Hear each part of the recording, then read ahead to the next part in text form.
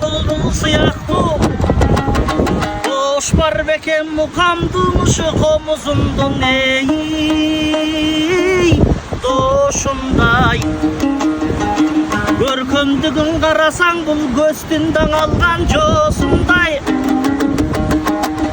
Anan keremet kırgız toğların oşo gengbeyiştin ay kozunday